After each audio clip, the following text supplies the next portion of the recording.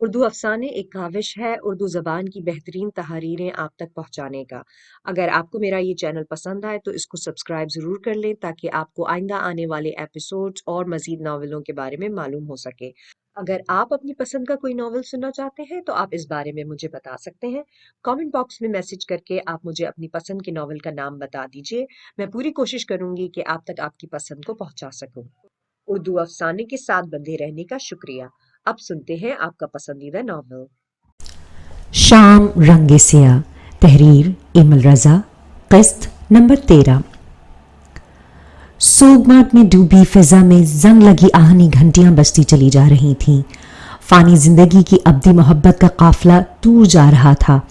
سبین وہیں کھڑی تھی، ایک پریشان حال بت کی مانند۔ اس میں اتنی سکت باقی ہی نہیں بچی تھی کہ وہ قافلے والوں کے ساتھ جا کر مل جائے، ان زنگ خوردہ آہنی گھنٹیوں پر لبیک کہہ دے۔ لق و دق صحرا میں وہ اکیلی کھڑی تھی، وہ دونوں طرف سے پھنس چکی تھی۔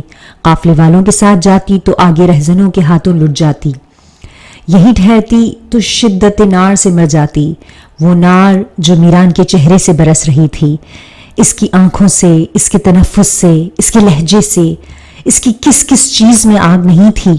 سبین جل جل کر راکھ ہو رہی تھی۔ میران کی آنکھیں سبین کے وجود میں گڑتی جا رہی تھیں اور سبین کو کہیں جائے پناہ نہیں مل رہی تھی۔ ان آنکھوں کی دھار ایسی کٹیلی تھی کہ سبین کو محسوس ہو رہا تھا کہ کوئی اس کے ہاتھ پاؤں باندھ کر نیزوں سے چھلنی چھلنی کر رہا ہو۔ سبین یا بیلاڈونا، کیا کہوں میں تمہیں سبین؟ میران ایک ایک لفظ چبا چبا کر بولا تھا۔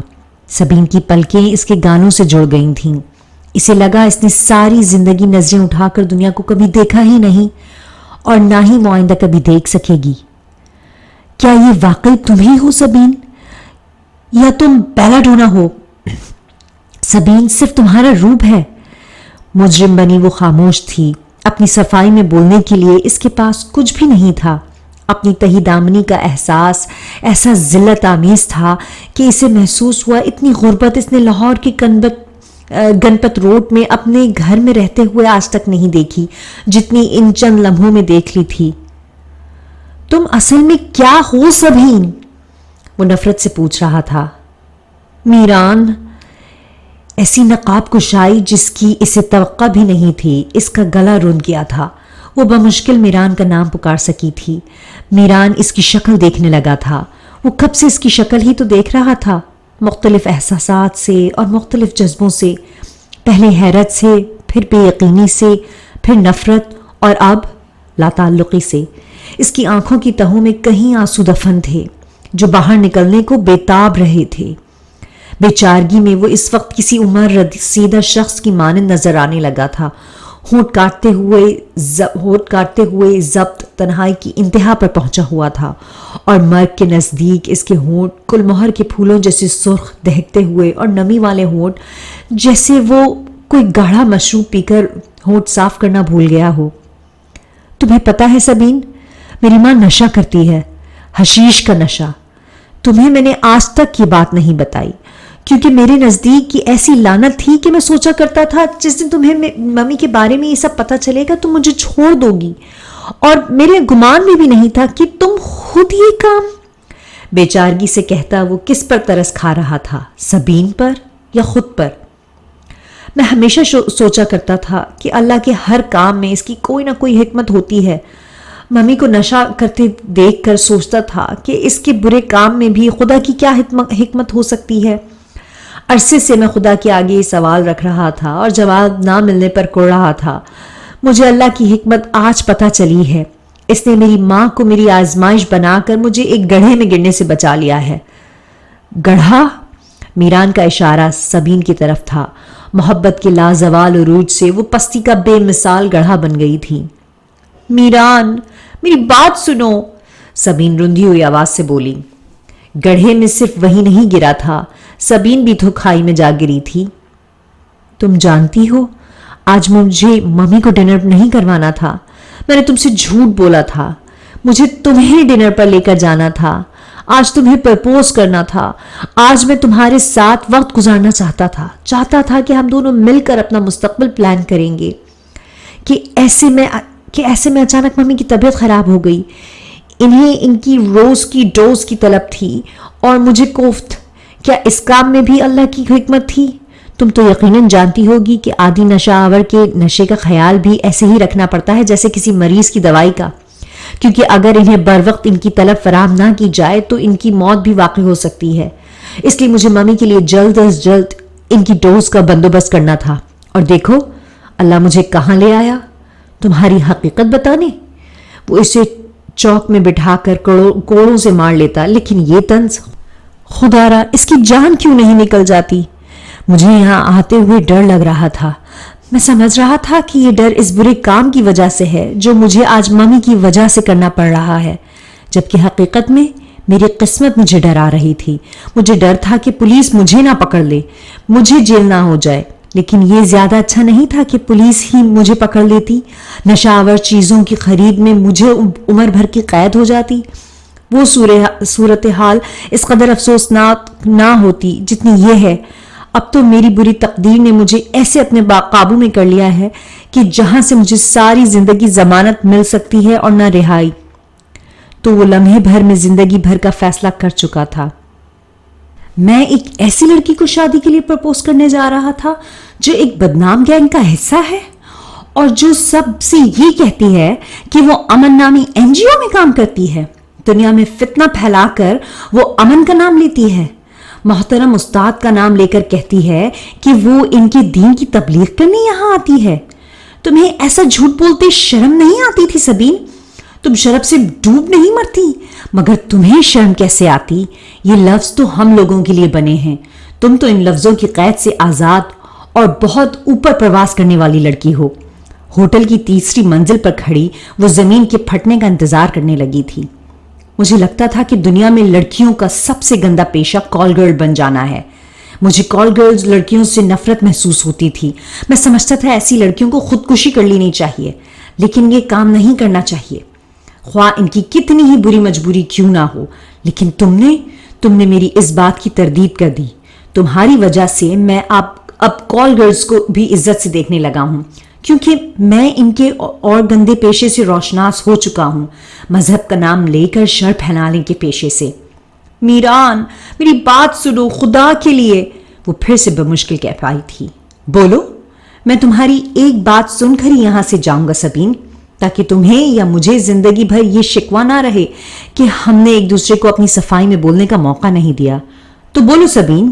اوہ سوری مس بیلاڈونا، بولیے، میں سن رہا ہوں. وہ اسے اپنی سنانے کے لیے ہی تو بے چین تھی، لیکن اب اس سے کچھ بولا ہی نہیں جا رہا تھا. میں اتنی بری نہیں ہوں میران.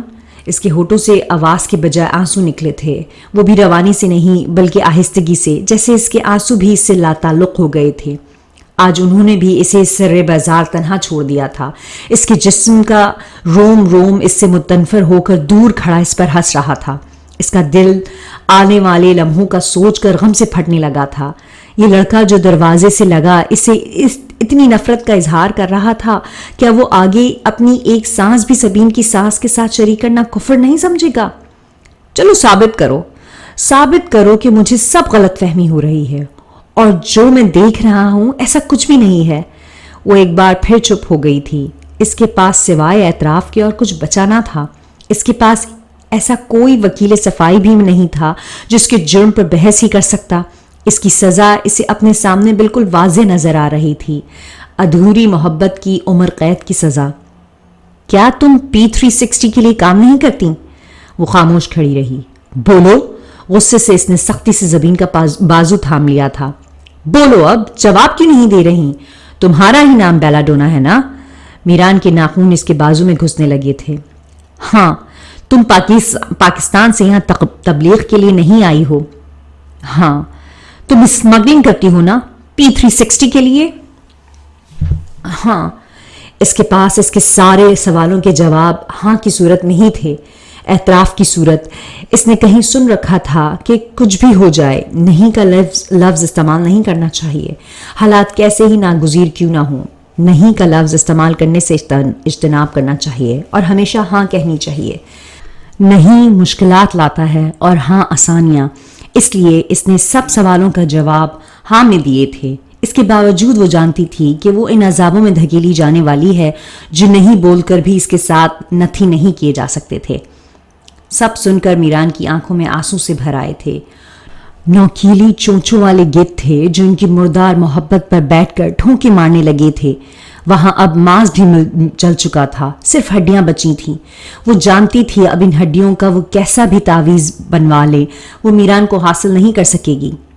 تو بولو، اب میں اور کیا سنوں تمہارے منہ سے مس بیلا ڈونا؟ اس نے اس کا ہاتھ جھٹکا تھا۔ اس کی آواز روندھی ہوئی تھی اور یہ روندھی ہوئی آواز کی طرح فضا کو چیرتی ہوئی چلی گئی تھی۔ سبین کی آنکھوں میں آنسو آ گئے تھے۔ اس کے پاس کچھ بھی نہیں بچا تھا اپنی صفائی کے لیے۔ ڈینی نے تو کہا تھا کہ اگر وہ ایئرپورٹ سے بچ جاتی ہے تو وہ خود کو کامیاب سمجھے۔ ڈینی نے اسے یہ کیوں نہیں بتایا تھا کہ وہ جذبات میں بھی پھنس سکتی ہے؟ پھر وہاں سے اسے کس طرح سے باہر نکلنا ہے اس نے یہ سیکھنے کی ضرورت کیوں محسوس نہیں کی تھی؟ ڈینی نے یہ تو بتا دیا تھا کہ جب کتے بھونکیں تو وہ کہہ سکتی ہے کہ ایسا کاجو پت کے تل کی وجہ سے ہے، لیکن یہ کیوں نہیں بتایا کہ جب بھیڑیے اس کی محبت کی چیر پھاڑ کر رہے ہوں تو اسے کیا کرنا چاہیے، کس شہتوت کی ٹہنی سے اسے دور کرنا چاہیے؟ یہ لو۔ پاکٹ سے ڈائمنڈ کی رنگ نکال کر میران نے اس کے آگے کی تھی۔ یہ میں نے ممی کے لیے نہیں لی تھی بلکہ تمہارے لیے ہی لی تھی۔ ڈائمنڈ کی رنگ، وہ بات جو وہ پہلے ہی سے جانتی تھی وہ اسے بتا رہا تھا۔ اس نے سوچا تھا تب وہ بناوٹی حیرت کا اظہار کر کے خوشی سے پاگل ہو جائے گی، لیکن اب وہ حیرت کا اظہار کیے بنا اور خوش ہوئے بغیر ہی پاگل ہو رہی تھی۔ تم نے ٹھیک ہی کہا تھا سبین، لڑکیوں کو ڈائمنڈ ہی پسند ہوتے ہیں، اور اگر انہیں ڈائمنڈ نہ ملے تو وہ کچھ بھی کر گزرتی ہیں۔ وہ اس کی بات اسی کو لوٹا رہا تھا طنز کے ساتھ۔ وہ جان ہی نہیں پائی کہ اس کی بات اس طرح اس کے منہ پر آ لگے گی۔ میران نے زبردستی اس کا ہاتھ پکڑ کر وہ انگوٹھی اس کی ہتھیلی پر دے ماری تھی۔ ڈائمنڈ، جسے اردو میں الماس کہتے ہیں، یہ الماس ایک بار پھر سے اس کے پاس تھا۔ اس الماس کو پانے کے لیے اس نے کیا کچھ نہیں کیا تھا۔ چونے کے بے وزن ذروں کو اس نے بھاری الماس میں بدلنے کے لیے جان کی بازی لگا دی تھی۔ اسے لگا اس کی زندگی بھر کی ساری خرابیوں کی جڑ یہ الماس ہی رہا ہے۔ بابا جس چونے کو الماس برادہ کہتے تھے، سبین اس چونے کو الماس سے بھی بڑھا کر ناگ منی میں بدلنا چاہتی تھی۔ خالی خولی الماس پر تو اس کا گزارا ہی نہیں ہوا تھا، اور ناگ منی کی چمک میں ڈوبی اس کی آنکھیں اتنی بے خبر تھیں کہ بے دیانی میں اب اسی منی والے ناگ نے اسے ڈسا تھا، اور ایسا ڈسا تھا کہ اسے اب پوری دنیا میں اس کا مہرہ نہیں مل سکتا تھا۔ وہ سراپا زہر آلود ہو چکی تھی۔ یہ دے دو۔ اس نے اب اس کے ہاتھ سے فیصل مسجد کا ماڈل پکڑ لیا تھا اور پھر بغور اسے دیکھنے لگا تھا۔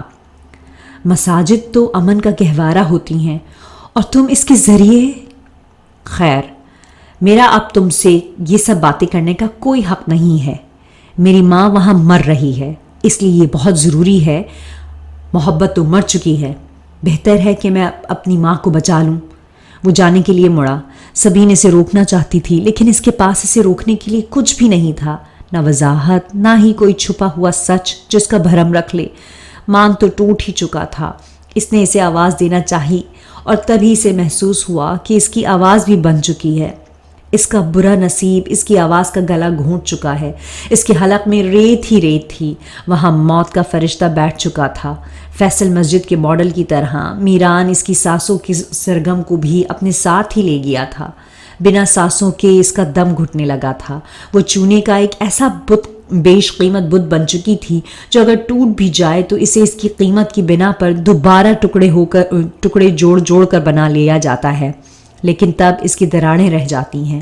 انہی دراڑوں کے ذریعے نمی اور ہوا اس بت میں داخل ہوتی رہتی ہے، اور پھر ایک دن اچانک بنا کسی ضرب، بنا کسی وجہ کے وہ بت ایک بار پھر خود بخود ہی ٹوٹ کر نیچے گر جاتا ہے۔ گر کر ٹوٹنے اور ٹوٹ کر گرنے کے دونوں عمل کے بعد اس بت کی بیش قیمتی 2 کوڑی پر آ جاتی ہے۔ جب رشید نے اسے طلاق دی تھی تو تب وہ گر کر ٹوٹی تھی، اور اب جب میران نے اسے چھوڑا تو وہ ٹوٹ کر گری تھی۔ اس کی قیمت 2 کوڑی کی بھی نہیں رہی تھی۔ وہ جانتی تھی۔ کمرے کی موت جیسی خاموشی میں سبین نے سنا ایک آواز سب پر حاوی ہو رہی ہے، اس کے دل کی دھڑکنوں پر بھی۔ چکی چلنے کی آواز، گھو گھو گھو گھو۔ فضا کی سب سے بڑی چکی کا قطب کسی نادیدہ ہاتھ نے گھما دیا تھا۔ نفرت انگیز آواز چاروں طرف پھیل رہی تھی۔ اماں دور کہیں خلاؤں سے سبین کو دیکھتی ہوئی اس پر طنزیہ ہنسی ہنس رہی تھیں۔ محبت کی پہلی کرن عنکبوت کی مانند ہوتی ہے، اپنی نازک اندامی پر لرزا، اور آخری کوہ آتش کے لاوے جیسی، سب جلا کر راکھ کر دینے والی۔ جیسے بجھنے سے پہلے دیا بھرپور طریقے سے پھڑپڑاتا ہے، لیکن محبت میں آخری کرن کی نوبت ہی نہیں کیوں کر آتی ہے؟ کیا محبت ایک غیر فانی جذبہ نہیں ہے؟ یا یہ ہمارا ہی کوئی عمل ہوتا ہے جو اس غیر فانی جذبے کو بھی قتل کر دیتا ہے، اور ہم مقتول کی صفوں میں جا کھڑے ہوتے ہیں؟ آپ تو جانتے ہی ہیں کہ میں اعداد و شمار میں سدا کی کوری رہی ہوں۔ مجھے لگا تھا کہ میں کرن جوڑ کر اپنی زندگی کا ایک سورج مرتب کر رہی ہوں۔ میں اپنے عمل اور اعمال سے بے بہرہ رہی، بھول گئی تھی کہ محبت کی سورج پر جب نفرت کا گہن لگتا ہے تو پھر وہ ساری زندگی کو سیاہ کر کے رکھ دیتی ہے، اور پھر کسی صبح کی نوید باقی نہیں رہتی۔ اس نے اپنی لپسٹک کو نوچ کر اتار دیا تھا، جو اترنے سے زیادہ پھیل گئی تھی، اور اس نے اس کے گالوں کو اس محبت کی طرح بدصورت کر دیا تھا۔ کانوں میں پہنے بندے، نیکلس اتارتے ہوئے اس نے خود کو ہی نوچ ڈالا تھا، جس باعث اس کی گردن میں اور کانوں پر خون کی سرخ دھاریاں پڑ گئی تھیں۔ اگرچہ خون نہیں نکلا تھا، لیکن پھر بھی وہ لہو لہان ہو گئی تھی۔ نوکدار ہیل والے جوتے کیسی ڈگمگائی تھی وہ ان میں کہ اب اس سے اٹھا ہی نہیں جا رہا تھا۔ اماں ٹھیک سوچتی تھی کہ اونچی ہیل کے جوتوں میں لڑکیاں طوائف لگتی ہیں۔ اس نے ضد میں سب سے اونچی ہیل لی تھی، اور میران نے اسے کہا تھا کہ وہ اس کی نظر میں اتنی بری ہو گئی ہے کہ اب وہ طوائف کو بھی شریف سمجھنے لگا ہے۔ مس بیلا ڈونا، میران کی آواز اس کے کانوں کے پردے پھاڑ رہی تھی۔ کیا تھا اس آواز میں؟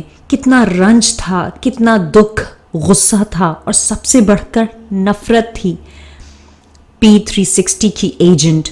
وہ واش روم میں چلی گئی اور اس نے شاور کا نل پوری طرح کھول دیا تھا۔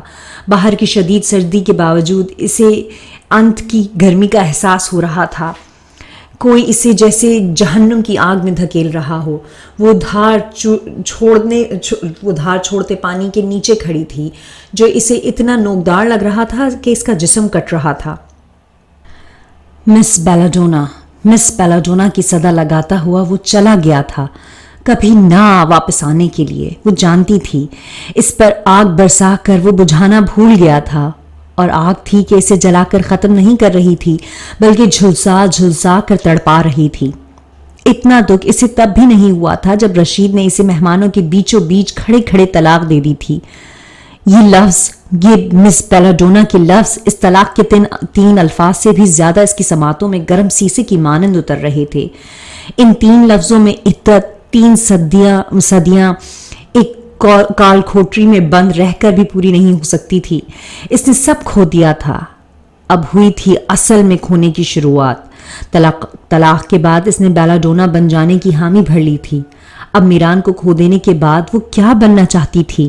پھر سے سبین، جو کہ اب ناممکن تھا، وہ جانتی تھی۔ تیز شاور کے پانی کی آواز پورے واش روم میں پھیلی ہوئی تھی۔ پھر اس آواز پر ایک اور آواز آہستہ آہستہ سبقت لے گئی تھی، اس کے رونے کی آواز۔ اسے یاد تھا آخری بار وہ اماں کے مرنے پر اتنی بری طرح سے روئی تھی۔ رشید سے طلاق کے بعد بھی وہ ایسا نہیں روئی تھی، یعنی اسے ماں کی موت سے بھی زیادہ اپنی محبت کی موت کا دکھ ہوا۔ واش روم سے باہر اس کا فون بار بار وقفے سے مسلسل بج رہا تھا۔ لاہور سے بابا کی کال آ رہی تھی، لیکن اسے اس وقت مس بیلاڈونا کے علاوہ اور کچھ بھی سنائی نہیں دے رہا تھا۔ یہ لیں، آپ اسے ہی تلاش کر رہی تھی نا؟ ربیکا کے کمرے میں آ کر اس نے ایک پاکٹ ماں کی طرف بڑھایا تھا۔ حشیش سے بھرا ہوا وہ پیکٹ اوپر سے بے حد میلا کچیلا تھا۔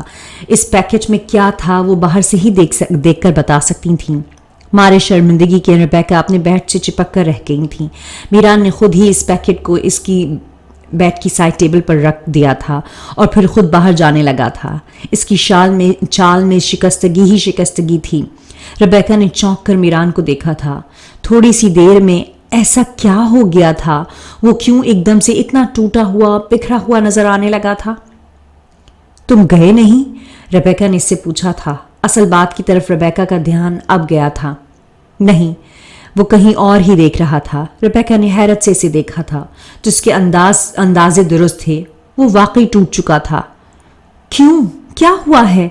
रेबेका उठकर इसके पास आई। मीरान का चेहरा इसने अपने हाथों में थाम लिया था।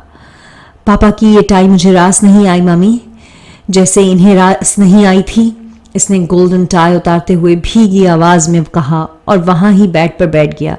इसके इस तरह बैठने से रेबेका की जान निकल कर रह गई थी। क्या हुआ?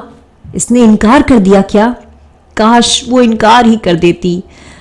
फिर क्या कहा है इसने? रेबेका परेशान हो रही थी। वो इन लड़कियों में से निकली मम्मी जिन्हें सिर्फ डायमंड पसंद होते हैं। रेबेका कुछ ना समझते हुए इसकी तरफ देख रही थी। वो डायमंड की चमक को तो पसंद कर लेती हैं, इसे हाथ में तो पहन लेती हैं, लेकिन ये भूल जाती हैं कि वही डायमंड जिस्म पर सजने के बजाय जिस्म में उतर जाए तो मौत का बाइस बन जाता है। मीरान, रेबेका कुछ नहीं समझ रही थी, फिर भी वो अपने बेटे को अपने सीने से लगाना चाहती थी। मैं अपने कमरे में जा रहा हूं, प्लीज मुझे तंग मत कीजिएगा। मैं तुम्हें कैसे ना तंग करूं? तुम मुझे जानकनी में छोड़कर जा रहे हो। मेरे लिए ये लेने गए थे, अपने लिए दुख क्यों ले आए हो? मैं तो खुशियां ही लेने गया था मम्मी। दुख खुद ही मुझे तलाश करते हुए मुझ तक आ पहुंचे हैं।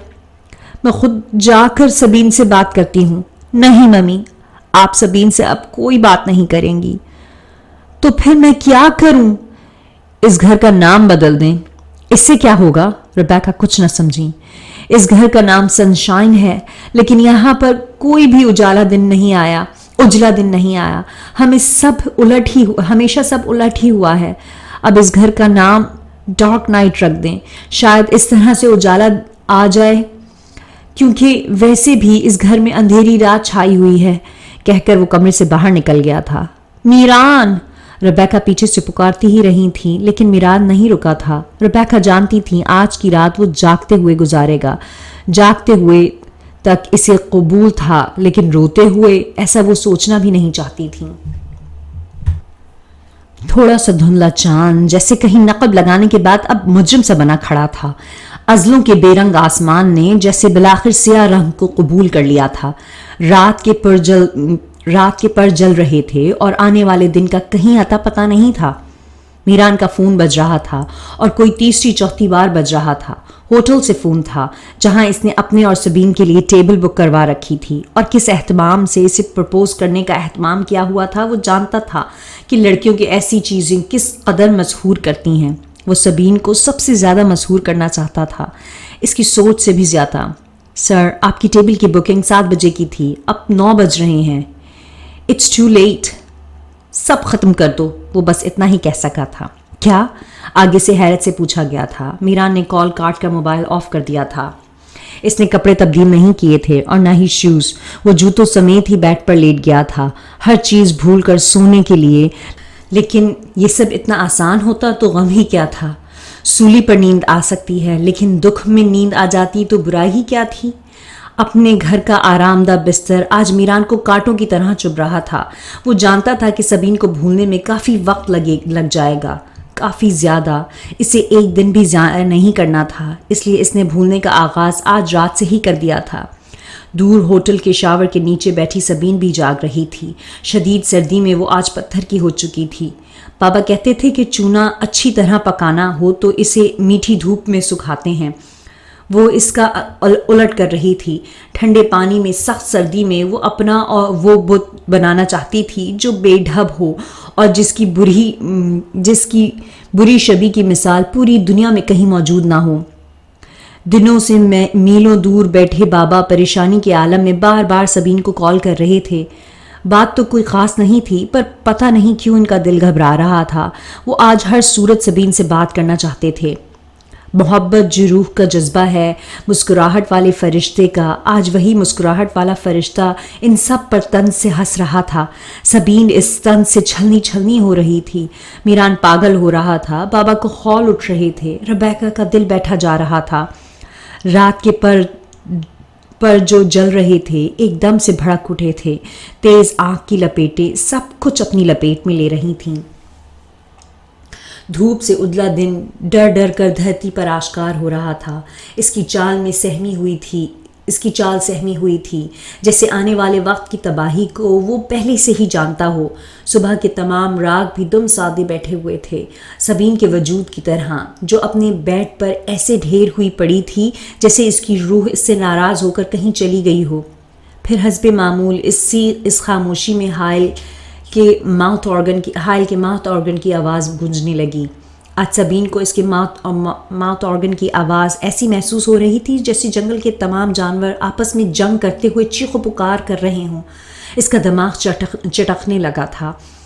آج وہ ہائیک پر پھول پھینکنے کے لیے بھی نہیں اٹھی تھی. اس کا فون بج رہا تھا اور کل رات سے وقفے سے مسلسل بج رہا تھا. اسے پتا تھا کہ اتنے تسلسل سے اسے کال کرنے والا کون ہو سکتا ہے. سبین، کہاں ہو تم؟ میں کل رات سے تمہیں فون کر رہا ہوں، بابا نے چھوٹتے ہی کہا تھا. ان کے لہجے میں اس کے لیے فکر تھی. وہ کل رات سے اسے فون کر رہے تھے. پریشان تو تھے ہی، اب وسوسوں کا شکار بھی ہو چکے تھے. ان کی بیٹی ان سے اتنی دور تھی، دوسرے شہر، دوسرے ملک میں. یہ حقیقت تو شاید ان کی روح ہی فنا کر دیتی. میں سو رہی تھی، اس نے آواز کو حد درجہ نارمل رکھتے ہوئے کہا تھا. پھر بھی بابا جیسے بہت کچھ محسوس کر گئے تھے. کیا بات ہے، تم رو رہی ہو؟ وہ صرف رو تو نہیں رہی تھی، وہ تو ماتم کر رہی تھی. نہیں، ایک بار پھر سے رونے کے لیے وہ تیار ہو گئی تھی. سبین، کیا بات ہے، مجھے بتاؤ. اماں یاد آ رہی ہیں، اس نے کہا تھا. بابا نے ایک تسلی آمیز سانس لی. بیٹی دوسرے شہر میں موجود ہوتے ایک باپ کو کیسے نیند آتی ہے، یہ کوئی باپ بننے کے بعد ہی جان سکتا ہے. سبین نہیں جان سکتی تھی کیونکہ وہ ابھی اس تجربے سے نہیں گزری تھی. اور یہ تم کون سا نمبر دے کر گئی ہو؟ پی سی او والا تو کہہ رہا ہے یہ کسی اور ملک کا نمبر ہے، یہ پاکستان کا نمبر ہی نہیں ہے. اسی لیے پچھلی بار تم سے بات کرنے کے لیے بہت زیادہ پیسے بھی بن گئے تھے. انٹرنیشنل کمپنی کا ہے نمبر بابا، ان کے نمبر ایسے ہی ہوتے ہیں. میں اسے آ کر پیسے دے دوں گی، اس نے رکھائی سے کہا تھا. اسے فرق نہیں پڑتا تھا کہ بابا اس جھوٹ سے کیا مطلب اخذ کریں گے. سبین، جی بابا. تم ٹھیک نہیں ہو. مجھے ایسا کیوں لگ رہا ہے؟ تمہارا یہ رونا ماں کی جدائی کا رونا نہیں ہے. اس سے کیا فرق پڑتا ہے بابا کہ میں ٹھیک ہوں یا نہیں؟ یہ ماں کی جدائی والا رونا ہے یا کسی اور چیز کا؟ میری تسلی کرو میری جان، نہیں تو میری جان نکل جائے گی. کس بات کی تسلی چاہتے ہیں آپ بابا؟ آپ نے ہمیشہ زندگی میں مجھے آگے بڑھنے کا کہا ہے. جب اماں کی بیماری کا پتہ چلا تب بھی، جب وہ مر گئیں تب بھی، جب رشید نے مجھے طلاق دے دی تب بھی، جب ہم بھوک سے فاقے کرتے رہے تب بھی، اور میں ڈھیٹوں کی طرح آپ کی بات مانتی رہی. آپ کی جان تب نہیں نکلی تو اب کیا نکلے گی؟ آپ کو فرق ہی کیا پڑتا ہے؟ وہ ہمیشہ کی طرح اپنا غصہ بابا پر نکالنے لگی تھی. تو کیا میں نے کچھ برا کیا تمہارے ساتھ؟ میں خود بھی تو مساعد حالات میں آگے بڑھتا رہا ہوں. آپ نامساعد حالات میں آگے بڑھتے رہے ہیں لیکن آپ نے ان کو بدلنے کی کوشش نہیں کی. سبین، بابا لاچاری سے بولے تھے. میں آپ کو کیسے سمجھاؤں کہ بعض اوقات زندگی میں کچھ حادثات ایسے ہوتے ہیں کہ وہاں زندگی آگے نہیں بڑھ سکتی بلکہ ختم ہی ہو جاتی ہے. تب ہم زندگی کو رینگ کر بھی آگے نہیں بڑھا سکتے. ہاں، میں تمہارا مجرم ہوں، ساری غلطی میری ہی ہے، لیکن تم خود کو ہلکان مت کرو. تم واپس آ جاؤ سبین. بابا کو کچھ سمجھ نہیں آیا تو انہوں نے سیدھے طریقے سے اسے کہا تھا. ہم جیسے تیسے کر کے کارخانہ لگا لیں گے. میں الرجی کے باوجود بھی ماڈلز پر رنگوں کا کام کر لوں گا. میری زندگی کو سیاہ کر کے اب آپ رنگوں کا کام کریں گے؟ اس نے بھرپور طنز کیا. دوسری طرف بابا کا سانس اکھڑ کر رہ گیا. تم نے ابھی تک اپنے بابا کو معاف نہیں کیا. ساری زندگی میں آپ کی منت کرتی رہی کہ چاچا کریم سے پیسے لے کر کارخانہ لگا لیتے ہیں، افشاں اور رنگوں کا کام کر لیتے ہیں، لیکن آپ ٹالتے رہے. دراصل آپ پرانی عادتوں کے مارے ہوئے تھے. آپ کو چونے کے ساتھ ساتھ ان سازشوں سے بھی محبت کا تاپ چڑھا ہوا تھا. آپ کارخانہ لگانا ہی نہیں چاہتے تھے. آپ ڈائی چلانا ہی نہیں چاہتے تھے. آپ چونے کا کام اپنے ہاتھوں سے کرنا چاہتے تھے. محبت سے ہمارے دلوں میں نفرت بھر کر آپ چونے سے عشق لڑا رہے تھے. مجھے بہانے سے ٹالتے رہے. بابا مجرموں کی طرح چپ کر گئے. سبین جو کہہ رہی تھی ٹھیک کہہ رہی تھی. تم واپس آ جاؤ، میں وعدہ کرتا ہوں اب ہم کارخانہ لگا لیں گے، کریم سے ادھار لے کر میں ڈائی لگوا لوں گا، گولڈن پتی لے آؤں گا، میں نگوں کا کام بھی کر لوں گا، افشاں کا کام بھی۔ اس عمر میں اب افشاں میری ساسوں کو کیا نقصان پہنچائے گی جب ساسیں ہی کم رہ گئی ہیں؟ ساسوں کا حساب کتاب صرف عمر کی نسبت سے تو نہیں رکھا جاتا، کیا پتہ میری ساسیں آپ سے بھی کم رہ گئی ہوں؟ سبین، بابا تڑپ کر رہ گئے تھے۔ ایسے نہ کہو، تم کیوں آج میری جان لینے پر تلی ہوئی ہو؟ میں نے تو تمہیں سینے سے لگا کر خود کو ٹھنڈک بھی نہیں پہنچا سکا، اتنی دور ہو تم واپس آ جاؤ جان۔ میرے واپس آ جانے سے کیا ہوگا؟ کیا سب ٹھیک ہو جائے گا؟ شاید ہم کارخانہ لگا لیں گے، زویا کا علاج بھی ہو جائے، ہم گھر کو پھر سے خرید لیں گے، لیکن کیا وہ بھی میری زندگی سے پھر سے واپس آ جائے گا؟ اس نے روانی میں کہہ ہی دیا تھا۔ پھر جب اگلے ہی پل وہ اپنی واردات سے آگاہ ہوئی تو تکیے میں منہ چھپا کر رونے لگی۔ بابا خاموش ہو گئے تھے اور اب اس کا رونا سن رہے تھے۔ کون ہے وہ؟ بڑی دیر کے بعد انہوں نے پوچھا تھا۔ رشید سے بہتر ہے؟ اس نے ان پر طنز کیا تھا کہ وہ جو بھی ہے ان کی تلاش کردہ سے بہتر ہے اب تک۔ جو وہ بہتر ہے تو پھر اب پریشان کیوں ہو؟ انہوں نے بھی اسے لاجواب کیا تھا۔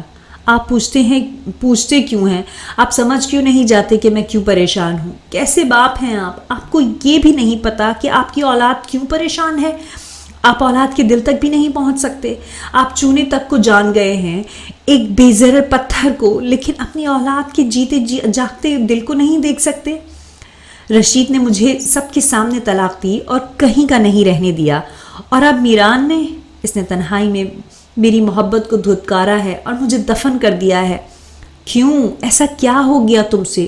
تم نے کہا کہ میں اب تمہارے لیے رشتہ نہیں دیکھوں، تم میرے فیصلے پر آنکھیں بند کر کے ہاں نہیں کر سکتی، تمہاری اپنی آنکھیں تو کھلی تھیں، پھر ایسا کیوں ہوا؟ بابا کی بات میں طنز نہیں تھا، پھر بھی اسے بابا کی یہ بات اندر تک سلگا رہی تھی۔ شاید اب تم نے جان لیا ہو کہ کوئی باپ کبھی بھی اپنی اولاد کا برا نہیں چاہتا، یہ تو بس برے حالات ہوتے ہیں جو حالات کو کبھی آپ قابو میں نہیں کر سکتے۔ برے حالات میں مجھے دھکیل کر آپ کہہ رہے ہیں کہ میری آنکھیں تو کھلی تھیں۔ ہاں، میری آنکھیں کھلی تھیں اور ان میں سوائے اپنی زندگی کے رونے کے علاوہ کچھ نہ تھا، اور نہ ہی اب ہے۔ ان میں گھر کی پریشانیاں تھیں، چھوٹی بہن کی خراب دماغی حالت تھی، وہ بھوک تھی، حسرتیں تھیں، خواہشیں تھیں۔ میں کیسے دیکھتی کہ میں سیدھے راستے پر ہوں یا غلط راستے پر؟ وہ پوری بات نہ بتا سکتی تھی، وہ زار و قطار رونے لگی تھی۔ کیا کہا ہے اس نے تم سے؟ مجھے بتاؤ۔ میں نہیں بتا سکتی، میں طلاق کے وقت بھی نہیں بتا سکتی تھی، چھوٹی کو دیکھتی ہوں تب بھی کچھ نہیں بتا سکتی، اور اب آپ کو بھی نہیں بتا سکتی۔ اس نے فون بند کر دیا تھا اور تکیے میں منہ چھپا کر پھوٹ پھوٹ کر رونے لگی تھی۔ بابا پر غصہ تو اس نے نکال دیا تھا، لیکن اب اپنی خود ترسی کس پر نکالتی جو اسے توڑ کر رکھ رہی تھی؟ بہار کا پیلا سرسبز اور گہرا دن پورے فارم ہاؤس پر چھایا ہوا تھا۔ حد نگاہ پھیلے ہوئے صنوبر کے درخت قد آمد کھڑکی سے اندر جھانک رہے تھے۔ ان کا سبزہ اتنا جاذب نظر اور اس قدر روشن تھا کہ پورا جنگل کمرے میں اترا ہوا محسوس ہوتا تھا۔ فضا میں پرندے بھید بھری سرگوشیاں کر رہے تھے جنہوں نے ماحول کو پرترنم رنگ فراہم کیا تھا۔ پیٹرسن نے اپنی شرٹ کے بٹن کھولتے ہوئے اسے اپنے جسم سے الگ کیا تھا اور اس نے اپنے دونوں ہاتھوں کو اپنے سر کے پیچھے جوڑ لیا تھا۔ اس کا خوبصورت بدن کھل کر آشکار ہوا تھا۔ چوری چھپاتی ہوئی چوڑی چھاتی پر سنہری بال چمک رہے تھے، شانے کی گولائیاں گردن کو چھو رہی تھیں، بازو کی مچھلیاں کھچاؤ سے کسی چٹان کی طرح سخت ہو گئی تھیں، جیسے دیکھتے ہوئے دائنا کا تنفس لمحے بھر کو تعطل کی لپیٹ میں آیا تھا۔ مرتبان میں جھونکے نکالتے ہوئے اس کے ہاتھ کانپ گئے تھے۔ اتنا خوبصورت مرد اس نے اپنی زندگی میں کبھی نہیں دیکھا تھا۔ وہ بڑی مقدس نظروں سے پیٹرسن کو دیکھ رہی تھی۔ اپنی پوری زندگی میں دائنا یہ کام کرنے کبھی کسی کے گھر نہیں گئی تھی۔ جھونکے لگانے کا کام اس نے جب کیا تھا سنبل کے درختوں کی چھاؤں تلے بیٹھ کر ہی کیا تھا، لیکن آج صبح جب کچھ لوگوں نے اسے کہا کہ اسے ایڈم راہل کے پاس جانا ہے تو وہ خوشی خوشی راضی ہو گئی تھی۔ ایڈم راہل جیسی بلند پا شخصیت کو بھلا وہ کیسے انکار کر سکتی تھی؟ اور اب چور نظروں سے ایڈم کو دیکھتے ہوئے وہ سوچ رہی تھی کہ ایڈم کو دیکھنے کے لیے بھی اس کا وضو کے ساتھ ہونا بھی ضروری تھا۔ کیسا پاک دل والا تھا یہ جوان، اس کی روح بھی یقیناً ایسی ہی پاکیزہ ہوگی۔ ڈائنا کی یہ غلط فہمی جلد ہی ختم ہونے والی تھی۔ پیٹرسن ڈائنا کی ایک ایک جنبش کو پرکھ رہا تھا، وہ اس کی آنکھوں میں جھانک رہا تھا۔ بچپن سے جوانی تک کا سفر اس نے اس کی آنکھوں میں کوئی رد و بدل نہیں کیا تھا، وہ ابھی بھی ویسی ہی تھی جیسی پیٹرسن اپنے بچپن میں دیکھا کرتا تھا، کس قدر بڑی، روشن اور چمکدار، جیسے اس کی آنکھیں سورج کی کرنوں کی ہم جولی ہوں۔ کیا ڈائنا کو احساس تھا کہ اس کی آنکھیں دیکھ کر کوئی بھی مرد اس پر فدا ہو سکتا ہے؟ اس کی آنکھوں کے جہاں میں جھانک کر وہ اپنی دنیا ہی بھول سکتا ہے۔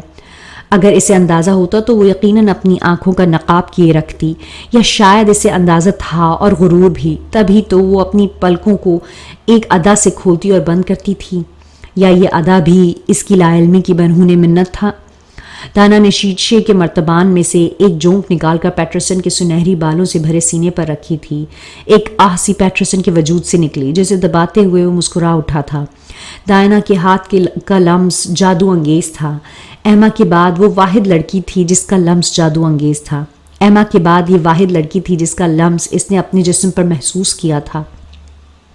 باہر صنوبر کے درختوں پر برفانی ہوائیں چھانے لگی تھیں، لہراتے پتے منجمد ہو رہے تھے، شاخوں کے دانت بجنے لگے تھے، راگ گاتے پرندوں کے گلے بیٹھنے پر آ گئے تھے۔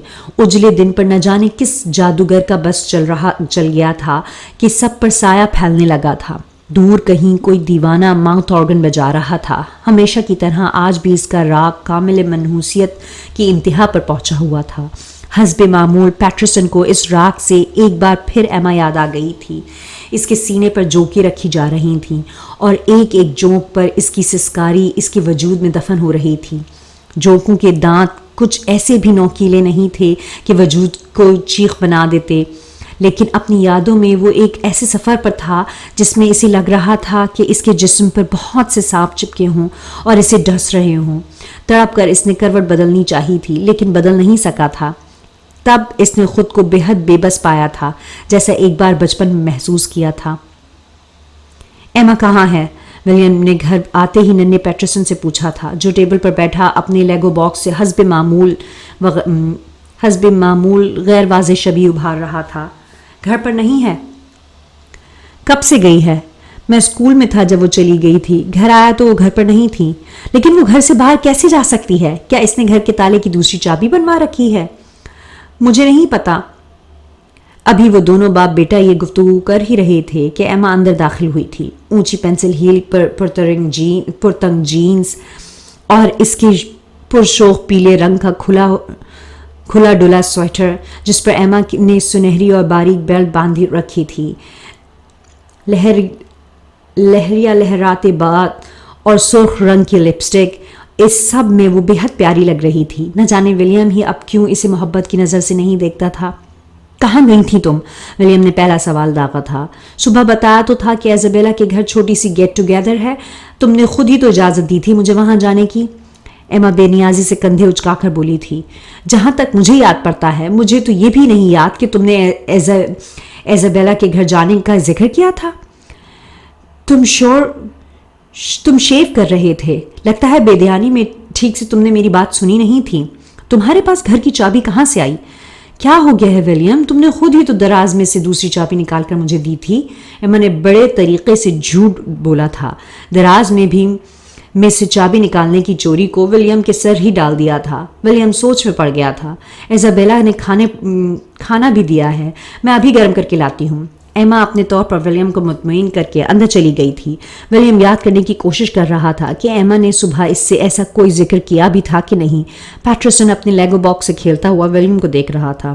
اندر واش روم میں ایما اب نہاتے ہوئے گنگنا رہی تھی۔ پاپا؟ پیٹرسن ولیم کے پاس گیا۔ ولیم نے سوالیہ نظروں سے اس کی طرف دیکھا۔ ممی آپ سے جھوٹ بول رہی ہیں۔ ولیم نے چونک کر ننھے پیٹرسن کی طرف دیکھا۔ وہ روز آپ سے جھوٹ بولتی ہیں، وہ روز گھر سے باہر جاتی ہیں۔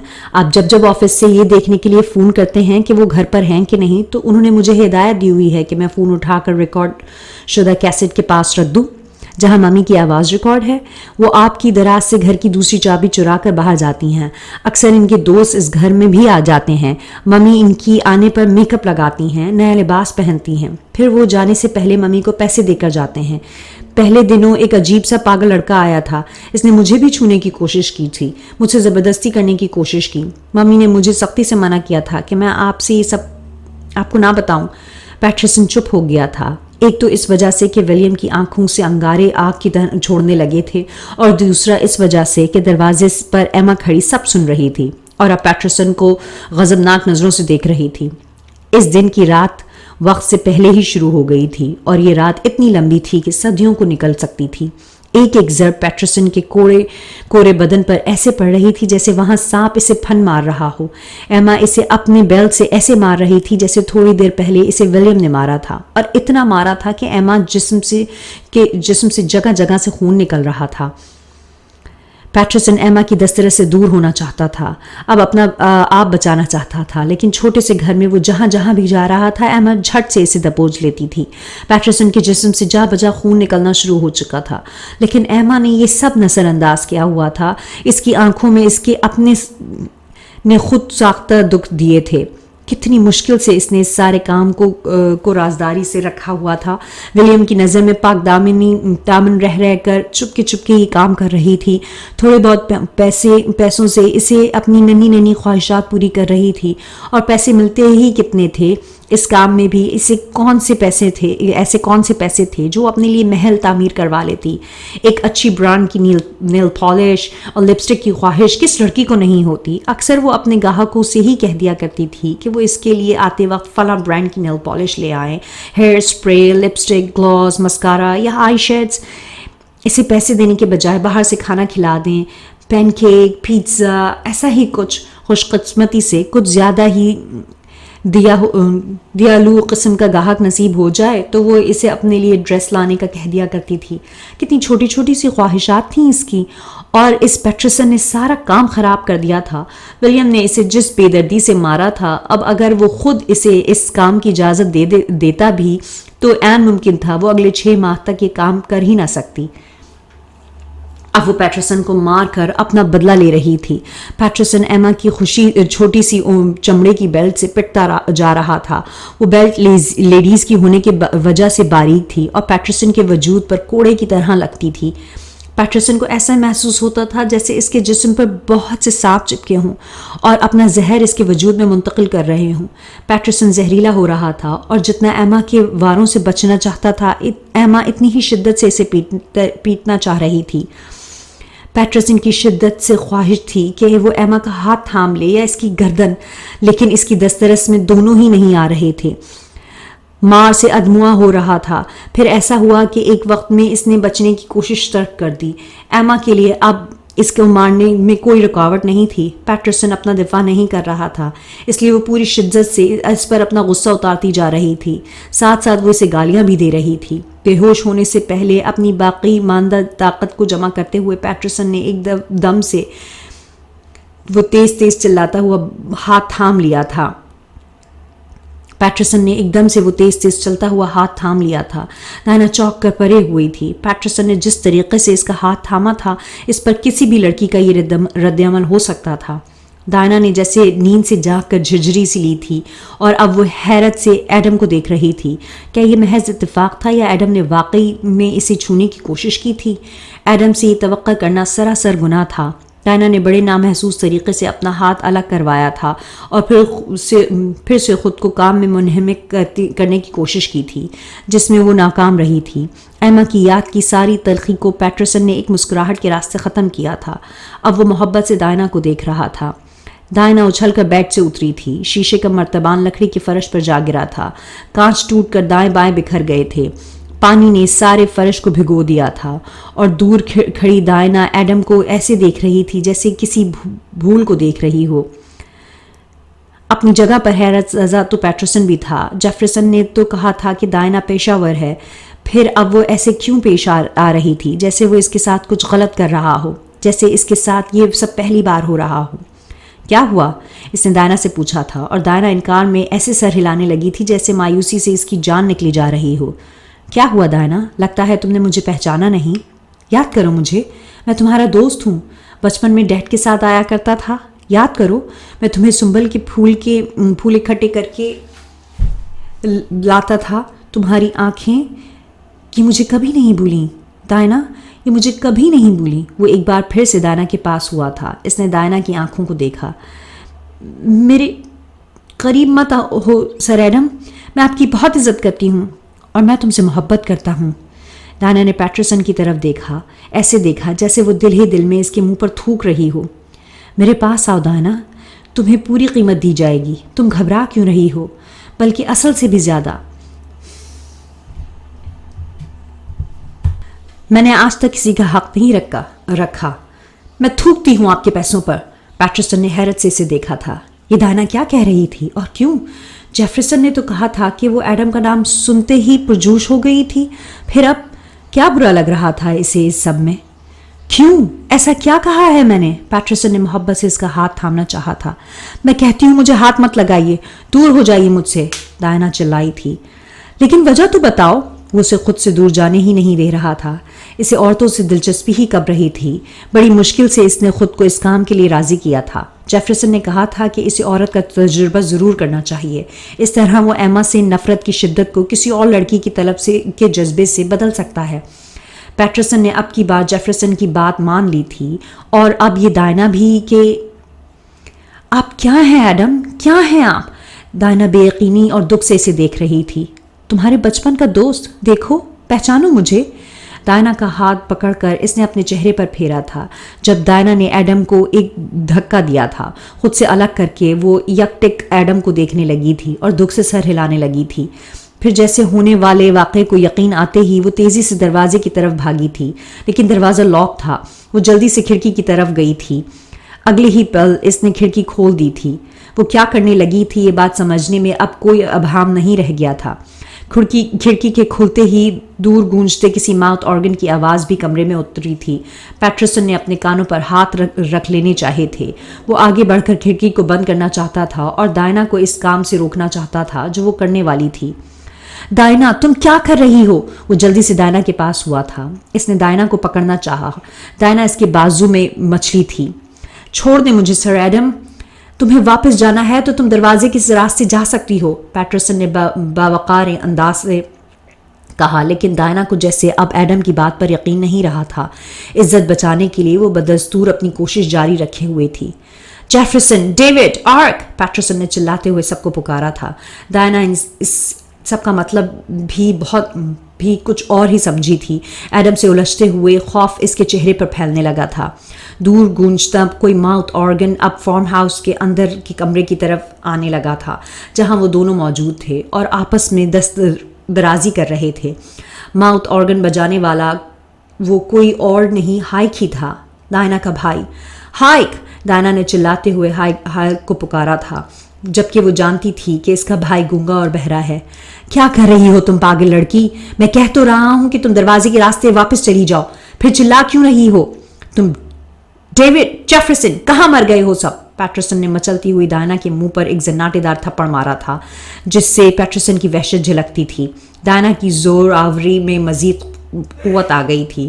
دونوں ایک دوسرے کے ساتھ گتھم گتھا ہو رہے تھے. ہائک! دائنا نے کھڑکی کے شیلف پر پڑا ٹائم پیس نیچے دے مارا تھا جو ہائک کے سر پر لگتے لگتے بچا تھا. ماؤتھ آرگن کا سانس تھمے ہائک نے سر اٹھا کر اوپر کھڑکی کی طرف دیکھا تھا. کھڑکی کے منظر نے اسے اپنی جگہ ساکت کر دیا تھا. اوپر ایک لڑکی کسی آدمی سے الجھ رہی تھی. آدمی کے سینے پر جونکیں لگی ہوئی تھیں اور جوکوں کا کام صرف اس کی بہن کرتی تھی. ساری بات سمجھنے میں ہائک کو ایک لمحہ بھی نہیں لگا تھا. ہائک! دانا نے پھر چلاتے ہوئے اس کا نام پکارا تھا. مدد کرو! وہ چلا رہی تھی. ہائک سننا نہیں چاہتا تھا لیکن سمجھنا جانتا تھا. وہ سمجھ سکتا تھا کہ دانا اسے کیا کہہ رہی تھی. اس کے باوجود وہ اپنی جگہ ساکت کھڑا رہا. وہ زندگی بھر اتنا درویش رہا تھا کہ سب دیکھتے ہوئے بھی اسے لگ رہا تھا اسے کوئی غلط فہمی ہو رہی ہے. وہ اتنا سست الوجود تھا کہ اب اس میں ایک دم سے پھرتی آ ہی نہیں رہی تھی. دائنا، آرام سے میری بات سنو. پیٹرسن نے طریقے سے بات کرنا چاہی. مجھے لگتا ہے ہم دونوں کو کوئی غلط فہمی ہوئی ہے. مجھے بتایا گیا تھا کہ تم کال گرل ہو. اور پیٹرسن نے جیفرسن کی بتائی ہوئی بات ڈائنا سے کہی تھی اور ڈائنا نے اس کی طرف ایسے دیکھا تھا جیسے وہ اس کا منہ نوچ لے گی. کال گرل کے الفاظ کسی گالی کی طرح اس کے پورے وجود کو تپا گئے تھے. غصے، نفرت، طیش، غضب. اس لفظ کے بدلے وہ ایڈم کو قتل کر دینا چاہتی تھی. نیچے ہائیک کھڑا سب دیکھ رہا تھا. ایک مرد جو ایک لڑکی کو اپنی طرف کھینچ رہا تھا اور ایک لڑکی جو اس مرد سے بچنے کی کوشش کر رہی تھی. لڑکی تو اس کی بہن تھی اور مرد ایک وحشی اپنی بے بسی پر ہائیک کی آنکھوں میں پانی بھر آیا تھا. اس کی دو معذوریوں نے اس کے اندر ایک تیسری خامی کو بھی پروان چڑھا دیا تھا، کم ہمتی کو.